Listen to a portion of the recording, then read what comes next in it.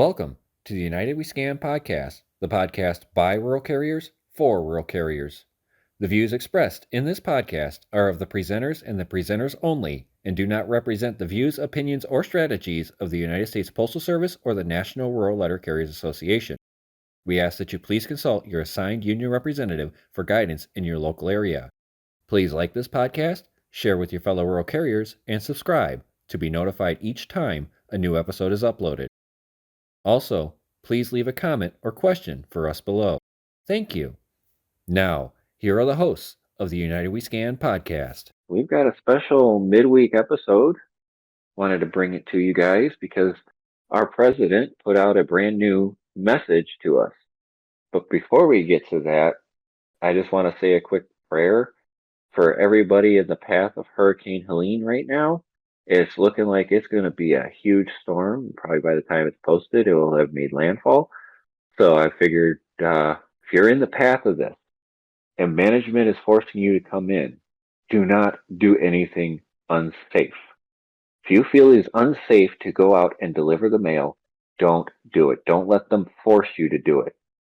I said this earlier in the live chat before we started recording that I would rather deal with the grievance arbitration procedure and be with my family during that time than be out there and die because management was forcing me to work.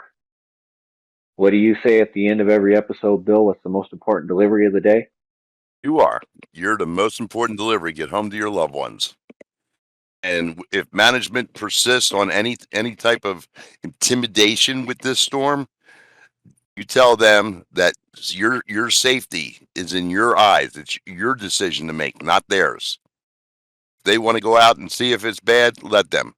But you're the one that makes the final determination as far as your well-being. So don't let them bully you into saying, oh, it's not that bad. They're talking 20 foot from the ground level, 20 foot deep storm surge. Jesus If they're trying Lord. if they're trying to push you out into that kind of weather, contact OSHA because management's trying to send you into the ocean. You can call OSHA from the ocean. Yeah. Yeah. I heard that one earlier before we started from just Josh. So I just wanted to put that out there for you guys because I thought it was funny. I witnessed a storm surge in Alabama one year. And, when people say, a 10 or 12 foot storm surge, that's one thing. 20 foot, you're talking about 2-story high storm surge. And it's just going to wipe everything out. The force of water is so great. Nothing's going to stand up short of a concrete reinforced building. And even then, you're going to have substantial damage. But if you're anywhere in that zone, no, don't risk it. It's not worth it. Don't even try going in if it's going to be at that point where you're going to get out in the road and that the brunt of the storm's hitting. Don't do it. Yeah, exactly. And even those people that are in Georgia, in Alabama, even North Carolina and Tennessee, as well as the possibility of major flooding in southern Indiana and Ohio. It's a possibility. Keep an eye on the weather and keep yourself safe because you control your safety. So, let's get to the meat and potatoes. The meat and potatoes of this. So, as it stands overall, our president came on 3 weeks after National Convention, approximately, to talk about updates that are going on. He starts out, we had a very successful convention attended by over 1,100 delegates and 1,700 guests. Yeah, it was packed in there, but business was ran really well overall in the grand scheme of things. Then he goes on to talk about the rally we held on Monday night which replaced our legislative session, which is great. We got to be active, protest for a change, which really set the stage for what we were going to do as a union when we do our convention. Now, he talked about Postmaster General Louis DeJoy and what he talked about. And he wants to ensure that the Postal Service will be around for another 250 years. On top of that, the 28,000 new vehicles they're coming out with this year, which have already been arriving at the SNDCs. So all the SNDC employees should be the first ones to receive the next generation delivery vehicle because they're the ones with the infrastructure being installed. Bill knows about that being installed in his office right now. How do you feel about that, Bill? The 28,000 vehicles in your office is one of them that's going to start getting them. I'm expecting a lot of damage to these vehicles. Everybody is so used to the 7'1" or 7'4" height of the LLVs and the FFVs. And today I passed under a branch that I can pass under with either vehicle. I will not be able to do that when I make that turn onto Sunnybrook because of the fact that it's a 9+ foot tall vehicle. Basketball rims that are in driveways, they're going to be a hazard. Overhangs, for garages, going to be a problem. Backing up is going to be a problem because of the fact that we're so set in our driving skills and familiar with the other vehicles that it's going to take quite an adjustment period. I mean, just looking from the height standpoint, when you're coming into, and I'll guarantee you, everybody's got it on their routes. Low hanging trees or overhanging shrubs. The driver's front corner is going to take a beating, and I expect the windshields to be the first casualties. Mm-hmm. Would I like to drive one of these vehicles? I'd like to drive it once, and that's it. I would prefer to go with the Canoe that we've seen with the bubble front on there. I think I think that's a much more reasonable vehicle for us to use because of the fact that it does give you the storage capacity. Yes, you have to get out and get the packages and all that, but it's not going to be any easier getting up out of your seat and going through the back, get parcels, opening a door, closing a door. It's the same routine. It's just a different function in regards to how you do it. So, that's my personal point of view. I think, like I said, I don't believe that they have field tested these vehicles enough in diverse environments, whether it be heat or cold, gravel roads. No, I don't think so. Highways and everything in between. I don't think they have enough history in regards to driving these, and we're going to find out real quick where the problems are. There's one thing I know.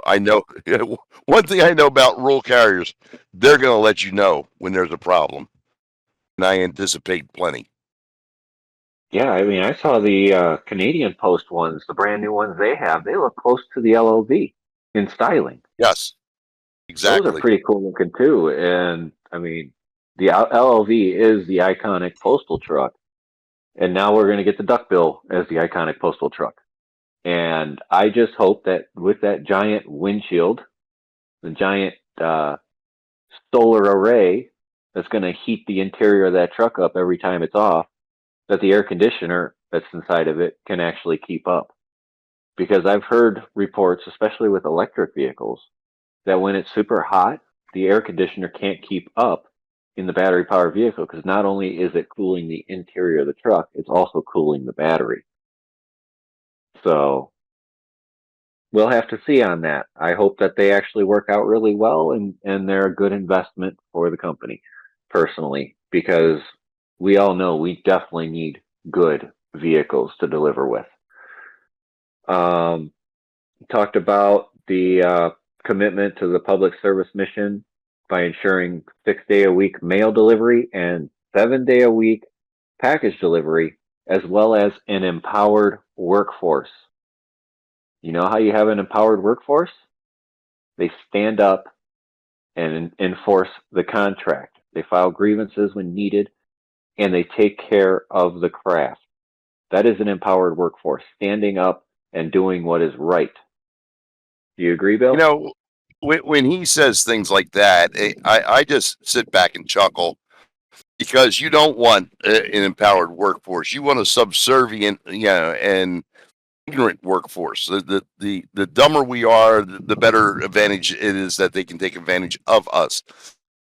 The fact of the matter that he gets up there and he spews this salad of, oh, we're, committed, we're involved, no, the company does best when the people at the bottom are doing good or better. And you have nothing in place right now that encourages us. I mean, look at the postal pulse that was sent out. How do you like the fact they got less than a 23% return? About What the does same that as tell we you? get on contract. It's about the same we get on Exactly. Yeah. contract. But the fact of the matter is that people don't believe anything they contribute has any measure or any bearing on what the post office perceives them as being, short of being, a subservient workforce that has to kowtow to every women fancy. I hate the fact that we even invite the joy there. I guess it's political politeness. I don't know, but to me, I would never invite that guy back. Yeah. I will say he said he was personally committed to talk up the legislation of the Protect Our Letter Carriers Act on Capitol Hill. So I will, if he is doing that, I will give him kudos for that because we definitely need that act passed. That's for sure. But We did it. but let me interject there, okay? Have you seen any of the policies that they're trying to enact in regards to protecting the letter carriers? Have you None. seen any information? No, there is none. So why are No, you passing legislation on things that you have not even suggested? well, I'm You remember looking at remember it when we from. used, you remember when I'm we had the quality of life, people, and for years, they made all these suggestions, and yet the post office acted on none of it. I don't see we're getting any greater response with this than if you have to watch out for yourself, ladies and gentlemen.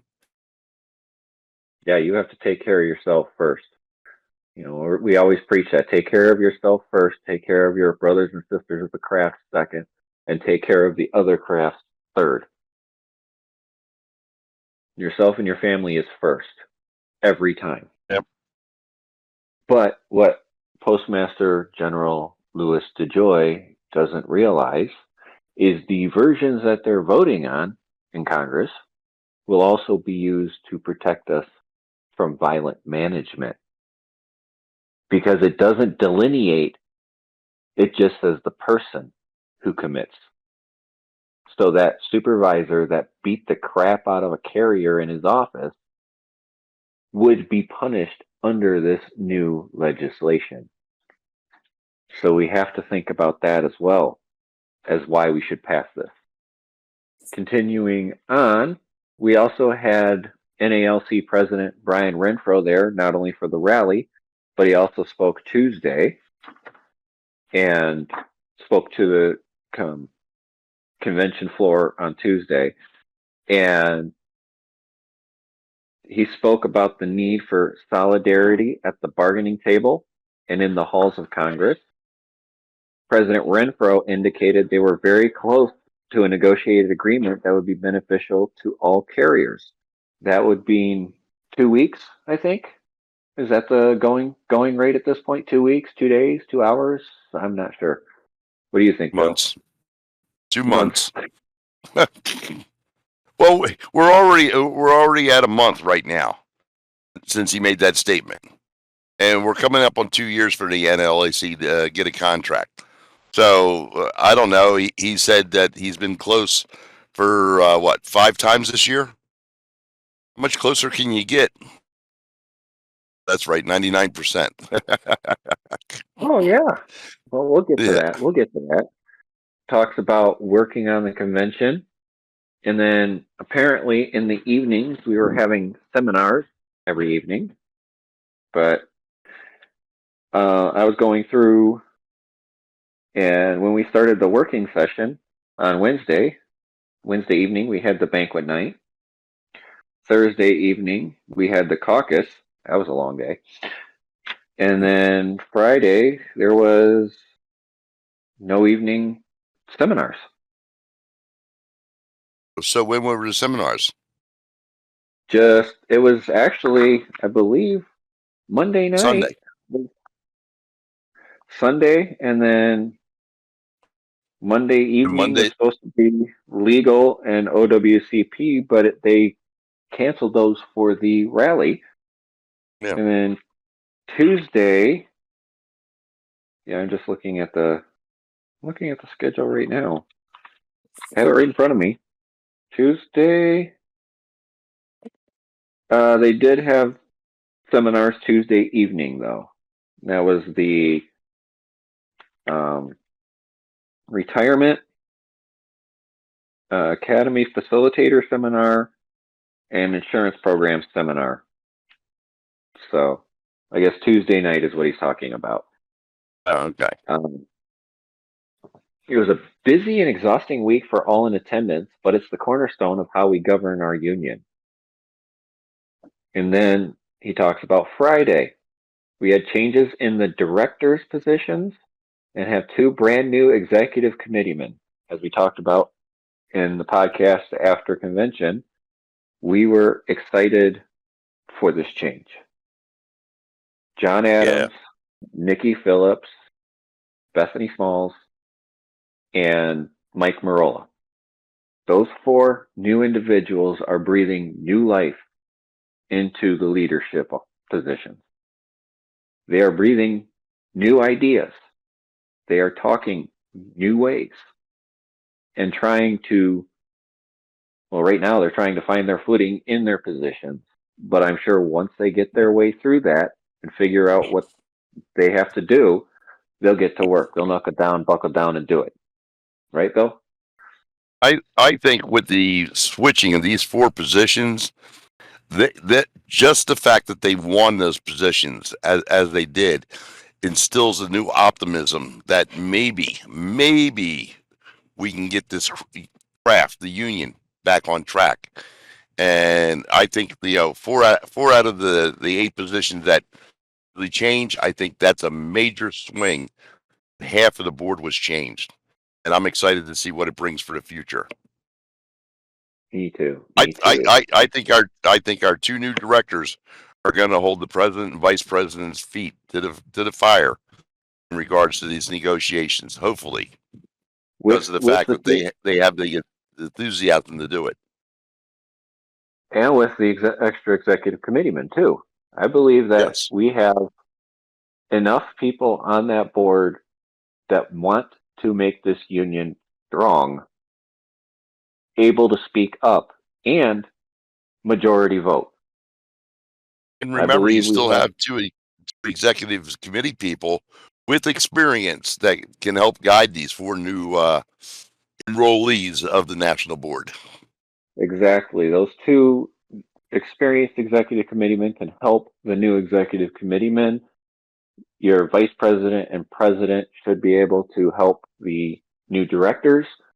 So I am hoping for a positive opening change through the next magazine. I'm hoping that we start seeing the change in dialogue as we go along. That is the most important thing. We need to have openings and transparency to see what our dues are paying for. And I can only hope that that's what we get. Next, he said, my thanks to the outgoing officers for moving so professionally and expeditiously to facilitate the many changes involving offices and housing with no issues. So we thank them as well, making it easy and smooth for everybody to get through as they experienced a change in location. because they have to return back to their offices from national headquarters. And I know that's not an easy process for anybody, let alone people that have been in office for several years. So I will give them credit for that. Now we get into the crux of the video. Your national officers have spent weeks since the convention at headquarters getting the entire board back up to speed on the status of the contract negotiations. So the two people that are new to the board are the two executive committeemen. Those two are the ones that needed to be brought up to speed on the negotiations, other than the updates from when the national officer left for national convention, unless it's been longer than that they've not been sitting down and negotiating, right, Bill? Everybody's involved. So the only two new people are, what was her, Banks Stephanie Small and Marola. Small and and Marola. Yep. So, and admittedly, they're going to be spectators. Okay. They do have to be brought up to speed, but when you're introduced into a position like that in the middle of negotiations, you're going to be more of a spectator. It doesn't stop them from contributing, but be on the sidelines more than they will be on the field. Yep. Exactly. And hopefully they're not shy, though, about speaking up. From what I've heard, they're not. So I hope they use their voice loud and proud. He says, "It is my intent to press hard to get a negotiated agreement, but we also need to recognize that since our contract expired a full year after the city carriers agreement, it is unlikely for us to reach an agreement before the city carriers conclude negotiations or start arbitration." I'll let you start with that, Bill. Can I just put it out there and say bullshit? I mean, you can sit there and say we have to work hand in hand with our brothers and sisters in the APW, the NLAC. That's fine and dandy on certain issues.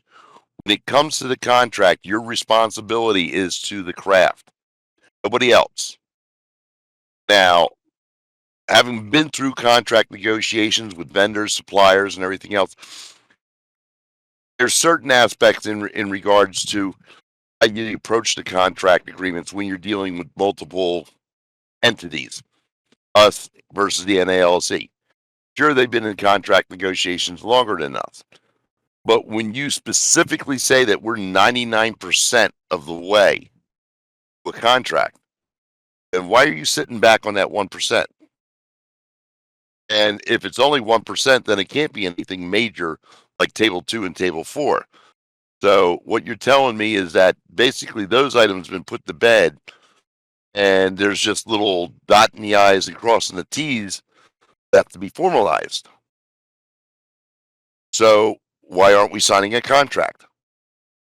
Why do we not have a tentative agreement? Go ahead. Yes. Why don't we have updates of, hey, we've settled this. This is what's going into our tentative agreement until you guys ratify it. Why are we not talking about it? Why aren't you showing us this 99%? Because and that's the big question, is that 99% is done, then that 1% is so minuscule it can't be a major issue. So to me, they're kind of hiding behind the NLAC because they want to have the opportunity to come out and say, "Oh, we got the same thing as they did," or maybe we got better. I don't think that we'll ever get better because we never do. The fact of the matter is that if you're 99% done, you don't want to show your hand to us right now, and that scares me. Yeah, you're almost to the finish line with that 1%. Why don't you push past that? Why don't you sit down and get us a historic contract? Because you have everything you need with all the other labor unions that have happened over the past year. past 2 years. Think about what that would mean to your craft when you stand up and say, we have a tentative agreement. This is a great agreement. It's a lot of stuff that we can negotiate and we can talk about and give us a contract. Because us sitting on a contract is causing people like RCAs, regulars, to quit because they can't afford to live anymore. They're going out and getting food stamps, WIC, like I talked about on Sunday's episode. It's disastrous to continue to hold your people hostage in these contract negotiations because you think that the city carriers may get a better deal than you get. And guess what? Whoever gets the first deal, everyone else is going to get less, whether it is through the tentative agreement process or through arbitration. The first person through sets the stage for everybody else. Now, I don't know what Mr. Renfro has told you about their contract negotiations, nor do I know what the APWU's president is negotiating there. But you should be stepping up and showing this craft, these are what we're fighting for, this is what we want, and allow us to pressure and do a rally like we did at Reno in front of postal headquarters. Doesn't that make you suspicious? Because as one of our chatters here said, what 99% is done? Where's the information on that 99%? You damn well know Table 2 and Table 4 are a major item, so it can't be 1% based on those. So unfortunately, I'm fearful for the fact that the Table 2 and Table 4 is going to continue. And like the message I just got, that carrier just lost their sub because they're getting a job that pays $6 an hour more. They don't have to use their vehicle, and they get 40 hours a week. You attract good employees with pay. You retain them with good management, good support, good work conditions, a good work atmosphere. That's how you retain them. But it starts with the pay. The first thing I'd ask for when I go to an interview, what's the job pay? Okay. Second thing I ask for, when can I take my first day off? No. But the thing of it is, you want to know the benefits. You want to know the work situation. I want to know why this position's open. Well, because, we keep going through RCAs. Well, you can't be telling people that. We have a high turnover rate. Why? Because we have piss poor management. The fact of the matter is, you attract them with pay, you retain them with training, work support, work condition, the atmosphere in the office, and a safe work environment. All the things that we don't offer. I will finish this up with the most confusing line that he put into this. I assure you that your national board and I will be prepared to move quickly at the appropriate time. What's the appropriate time? Now. Well, now. Apparently not. Right now. Yeah. Apparently not. According to him, it's not the appropriate time yet, but he'll move quickly when it is. I want to know what his opinion, his idea of the appropriate time is. Because when the NLC settles their contract. Yeah, I'm sure the post office has more than one negotiating team dealing with, the two different unions, because of the fact that our jobs are different in, a lot of respects. So I can't imagine that they're sitting there, switching back and forth with the same negotiating team. And since Don said that we start negotiating our new contract as soon as we signed the last contract, and you have 99% done, what's holding you back? Yeah. Are we going to go 500 days like the city carriers without a contract? Oh, God. I mean, by that point, I think most of the carriers would have quit by then because they can't afford to live anymore. It's crazy to think that we can sit there and sit on our back heels and say, we'll move when it's appropriate. Are we playing red light, green light? And who controls the trigger for that? Management? They may. They may. Management may be the one, uh, red herring in this whole equation that you can't calculate in regards to what their intent is. Um, I would have to say that in light of the expenses that the post office is running into with the SDNCs, with the conversion to electric vehicles, with the infrastructure of supporting said vehicles, I don't see where they're going to have a lot of spare change for these contracts. That scares me because we have multiple examples across, the independent industry, airline, trucking, UPS, the Amazon drivers that's affiliated with the Teamsters, airline, attendants, flight attendants. They're all getting 20+% because of the economy, because of the cost of living, because of the profit, the bottom line. The USPS does not have a bottom line like that. And we are still swimming in debt from years of mismanagement. So I do not expect big gains in this contract. I do not expect table 2 and 4 to disappear. And I'm fearful that, if that happens, there is going to be a mass exodus and not from just the union, but from the post office itself. I know of 8 Yeah. city carriers that I've talked to in the last month that are all looking at retiring. They're waiting until a new contract is signed because of the fact that they, said, well, we want to get our money. Well, I hate to inform you people, but once the contract is signed, whether you're there or not, you will get that money retroactive to the end of the last contract. Mm-hmm. So, if you're holding out for the money, it's not that big a deal. Get out while you still have your mental health. Yeah, And your trust mental me, health is most important. we had our district manager walking around today, and he had a shit fit because there's this one rat at the end of the case line had 4 parcels and some flats sitting there. Well, the carrier's on an 8-hour restriction, and the the supervisors hadn't addressed the parcels and the flats yet.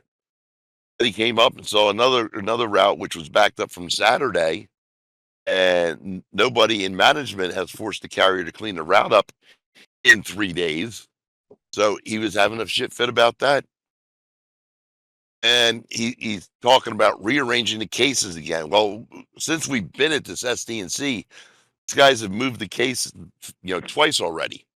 It's like, this is not a home shopping network, where you get to redecorate every 2 weeks or so. I mean, he picks on the most inane items instead of addressing the true situation. You're short of carriers and you're short of vehicles. And you have a management team like on Monday. They thought they were so smart. They brought in 6 city PTFs to take out excess mail from the weekend. But they don't have 6 extra vehicles to do that. So where was your thinking? Now you had 6 PTFs sitting around on their hands getting paid because there's no vehicles. Did you check with the VOMA man? No, they didn't. And he just said, well, it was your decision. You made it. You live with it. And, and rightfully so. This poor management, starts at the bottom, works its way all the way up the top. And this guy here, he is a piece of work. Yep. And it's not going to stop. Management's not going to stop. And so it is time for every one of us that listens to this podcast, is involved in our union. Maybe you're currently not a dues paying member, but maybe it's time to step up and help be that voice that stands up, protects this craft. Because we need people who are fighters. We need people who care about their brothers and sisters of the craft. And we need to make sure we are taking care of this craft Because if we don't, the 250 years he said earlier isn't going to happen. People will not stick around with bad management. You can tell an office has good or bad management just by how many relief carriers they have, in most instances. Some of them, I understand, no POVs.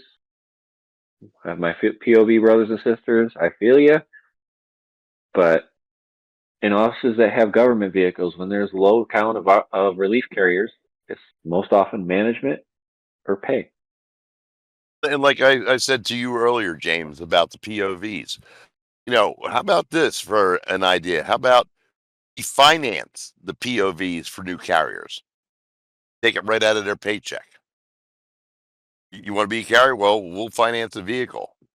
We'll get those canoe vans and put them out there, or we'll get what are the Wranglers, the extended Wranglers, whatever. I mean, you can make your decision in regards to what type of vehicle, but you'll the down payment, and we'll take the payment right out of your paycheck. We'll assist you with that. We'll finance it for you.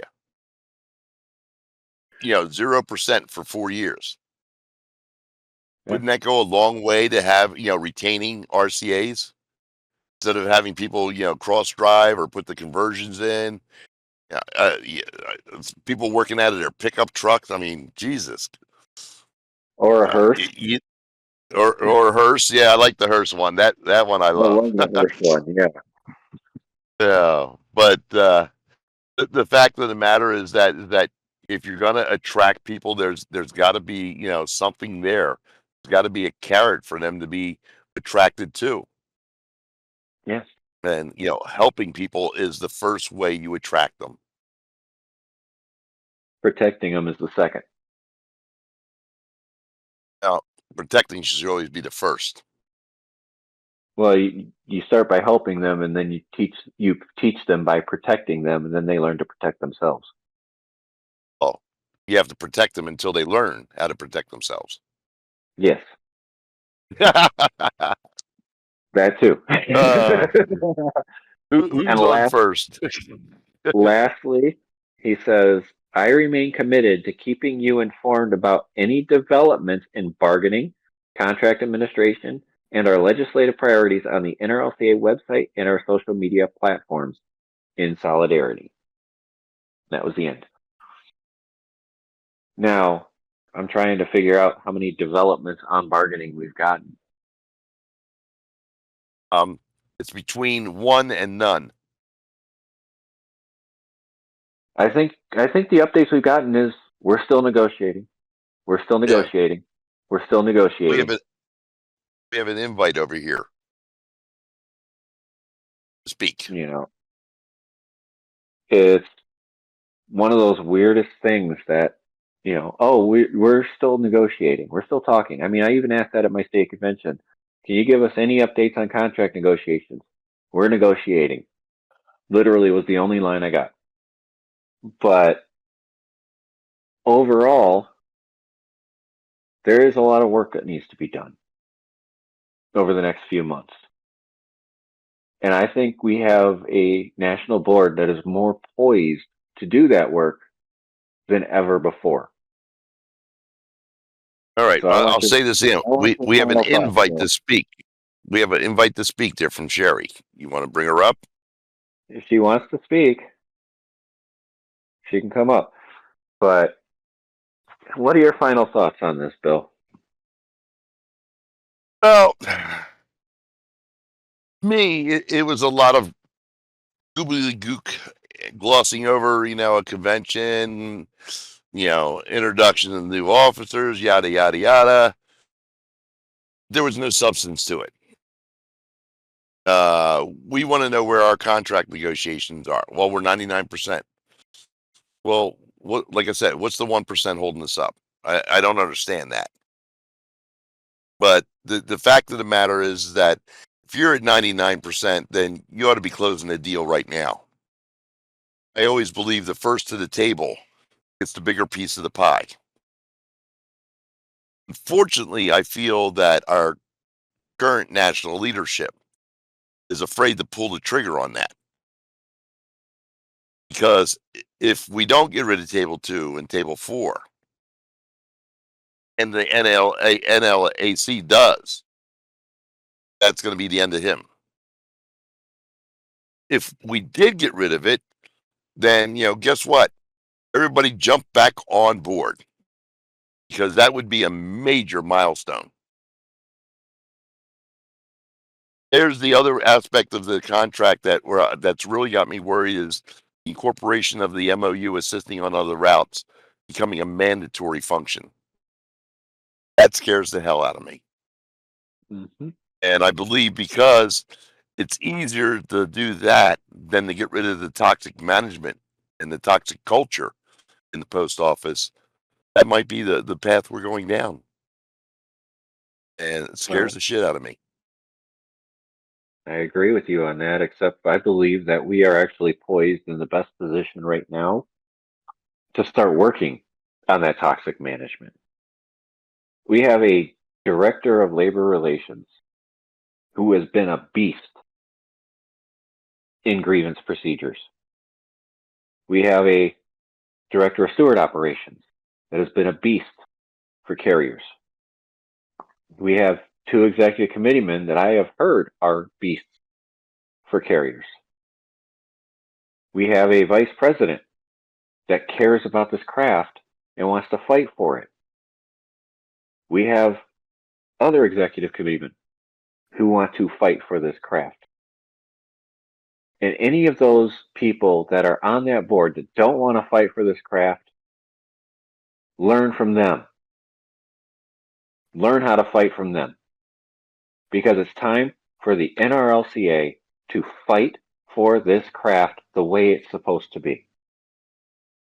And I know that a lot of people are reserved when it comes to our current national board, but I remain hopeful that they will do the right thing. We get enough lying from management because, as Corey Walton says, management would rather climb a tree to lie than stand on the ground to tell the truth. Well, the people that need to be telling the truth to the craft is the union itself. Let's do the right thing. Let's step up for this craft. Let's be united. Because only together can we make the change that needs to happen to protect this craft. Bill, anything else? Well, to follow up on that, now that we have 4 new positions on the national board, that does not preclude you, the individual carrier, from stepping up and in your office, whether it's being a steward or helping another individual in regards to management harassment or anything else, or holding your area, your ADR, or your DR, liable for representing you and addressing these situations. It starts with you. We have 4 new positions, but they can't do anything until we act on it. So if you have harassment in your office, file on it, report it. Keep running tab on it. Don't stop expecting them to do everything for you. It all starts with you. So they say, step up, speak up, because that's the only way we get these topics addressed and these situations handled, is if we bring them to light. And through fear and intimidation, management has been keeping it in the dark for such a long time that everybody thinks, well, it's not that bad. It's not that bad. It's bad enough where people have committed suicide. It's bad enough where people have, turned to drug and alcohol addiction. And it's bad enough where people have walked off the jobs, no prospect in sight, but they just couldn't take it anymore. And unfortunately, this is the type of situation where it starts with you, the individual on the floor. If you don't step up and if you don't speak up, and it'll never be resolved, and they'll just go on their merry way doing it, whichever way they want, because of the fact that nobody challenges them. Remember, An educated carrier is the most dangerous carrier in the office. Learn your 603, learn your Elm, learn the RCAM, learn the X program, learn the M38, EEOs, National Labor Relations Board. Study. Take 10 minutes out of your day every day and, just educate yourself.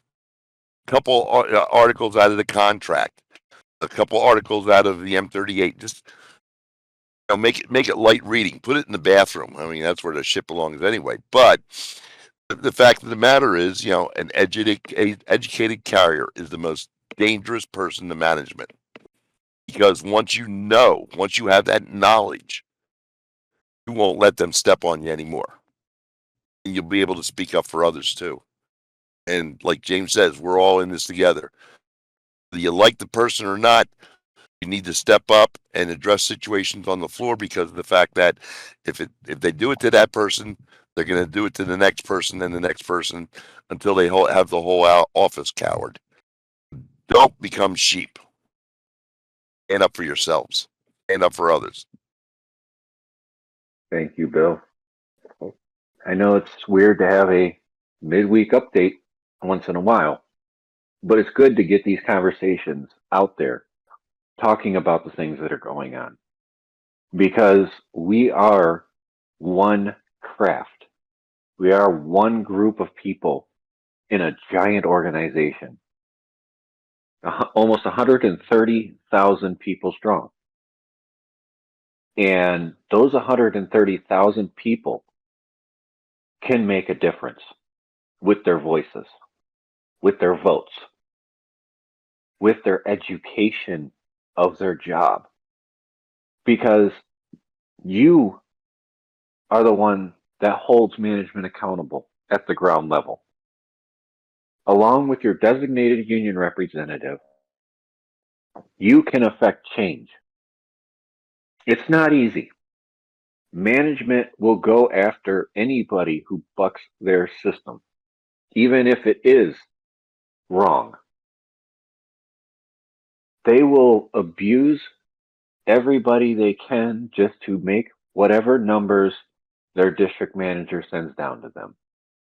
But as I always say, when we stand up together, we show management we're all in this together. And I mean it. So thank you guys for tuning in for this. We appreciate each and every one of you. Bill, do your sign off. Everybody, have a very safe end of the week. Be proficient, be professional, be safe. Make sure you get your ass home, because, and I mean it, you are the most important delivery of the day. I don't ever want to see anybody injured or killed for just a moment of hesitation looking at a phone or anything. Do the job the way you're supposed to, and keep your eyes moving, keep your hands moving. Get home to your loved ones, because you are the most important delivery of the day.